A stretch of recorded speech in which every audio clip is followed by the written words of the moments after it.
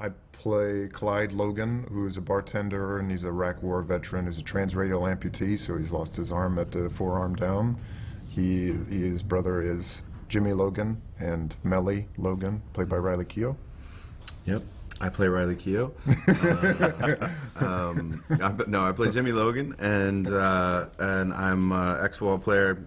Got hurt, had to go home, try to get work, and I have a little girl named Sadie, and things aren't going so well for me, so I decided to pull a cauliflower.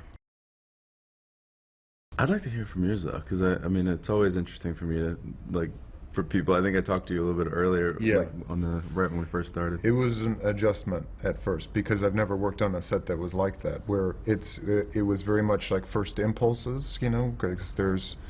I was saying this before, the momentum that he creates on set, because normally the conversations that he's having, or that you would have on a traditional set with like a DP or, you know, the cinematographer, lighting, everything he's having with himself because he's doing all those jobs. So he's walking around and everyone's kind of like, you know, what's he gonna do? We were talking about this last night also, and he'll stop and everyone kind of, you know, huddles around and like that's where it's gonna be, and then he'll pick up the camera and put it down and tus trailers. Visita mi canal. That's him moving the camera, and there's no everyone retreating to their trailers and, you know, catching up on Game of Thrones and then coming back and losing a couple takes to get back into there. Everyone wants to stay on set, but for me it was an adjustment because I wasn't used to that pace of it, and also we didn't really talk a lot about it before we started, so in a way I felt more empowered to take ownership over what it was you were doing.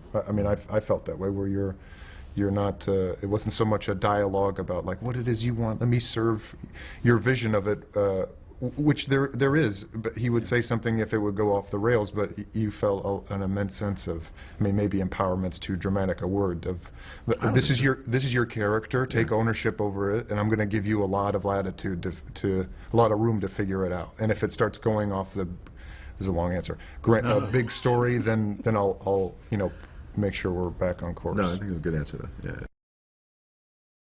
Soderbergh.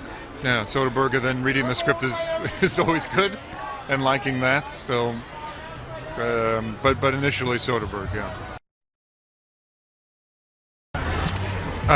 It's very economical, even though that sounds like a very boring word. It's kind of appropriate.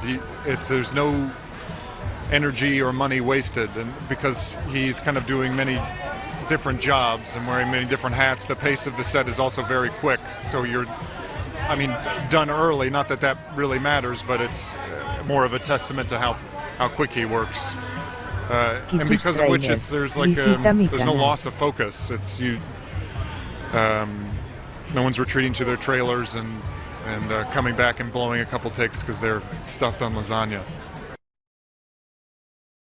I mean, I feel like I've heard this said so many times by other actors in different movies, but for me it was most applicable in this, how just great, you know, everything was, how very, not familial necessarily, but it's just congenial, everyone's professional, but apart from that, just brilliant actors. I think Daniel Craig is a genius, you know, Channing Tatum is brilliant, great to work with, Riley was great, and